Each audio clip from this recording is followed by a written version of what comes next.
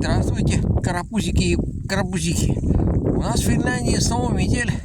Возвращаемся с гулянки с вигли-хвостиком. Не смотрите на то, что у нее поджатый хвостик. Мы немножечко час погуляли. Метель. Ух, жуть. Мороз не особо. Такой где-то, наверное, градусов 7. Где-то так примерно. Но ветер сильный. Как-то так. Вот. Но как метет не по-детски, скажу так. Самое смешное, что лед присыпало.